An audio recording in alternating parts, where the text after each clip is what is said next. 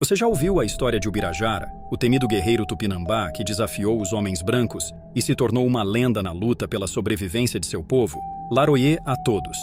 E hoje vamos ouvir a história do caboclo que aterrorizava até os mais bravos soldados portugueses. Contos curtos. Nascido por volta de 1556, em uma época de grande conflito no Brasil, Ubirajara cresceu no meio da guerra e da doença, uma realidade imposta pela chegada dos colonizadores portugueses e pela rivalidade com tribos indígenas, como os tupiniquins.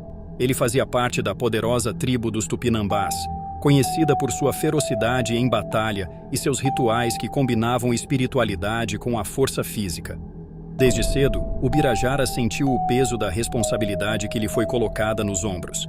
A necessidade de proteger seu povo, já debilitado pelas doenças trazidas pelos europeus, o fez ser forjado como guerreiro muito jovem.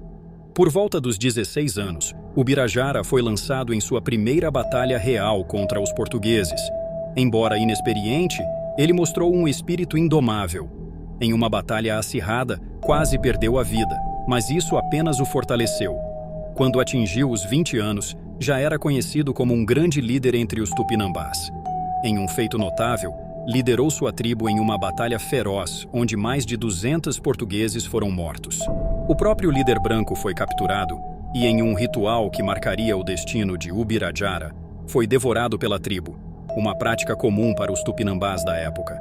Essa vitória brutal não apenas cimentou sua fama entre os indígenas, mas também espalhou o terror entre os portugueses, que passaram a temer andar nas florestas pertencentes aos tupinambás, onde o fantasma da morte, ou o próprio diabo, como chamavam Ubirajara, reinava.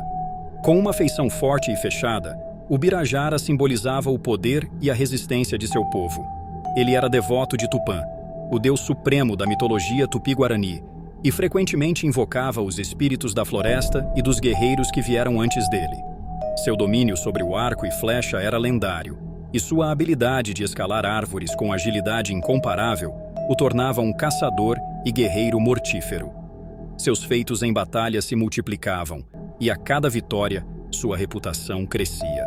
O jovem guerreiro se tornaria um dos caciques mais respeitados e temidos de sua época.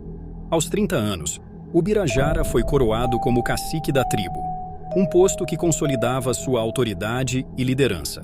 Sob seu comando, os tupinambás lançaram uma nova e devastadora investida contra os colonizadores portugueses, uma batalha que resultou na morte de mais de 1000 soldados europeus, enquanto os tupinambás perderam apenas 67 guerreiros. Era um feito impressionante, e mais uma vez, a lenda de Ubirajara se espalhou. Para os portugueses, ele não era mais apenas um homem, mas uma força sobrenatural que não podia ser derrotada.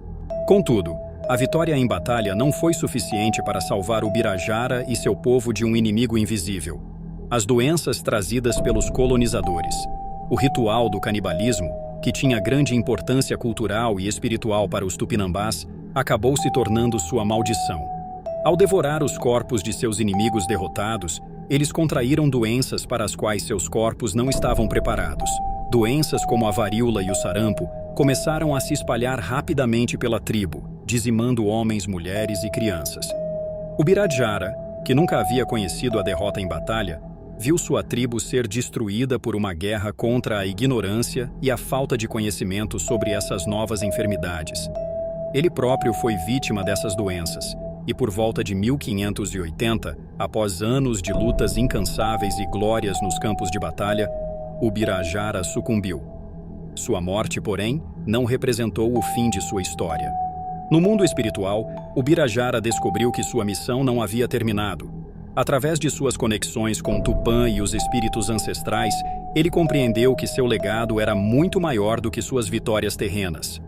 Ubirajara passou a trabalhar como um espírito protetor, um caboclo poderoso na Umbanda, ajudando aqueles que lutam, assim como ele lutou, contra inimigos invisíveis e desafios que vão além da força física.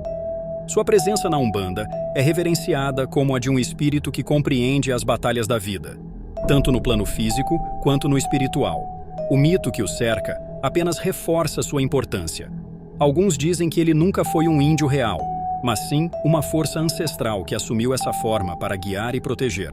Outros afirmam que sua vida e seus feitos são uma combinação de lenda e verdade, o que só aumenta seu mistério e poder.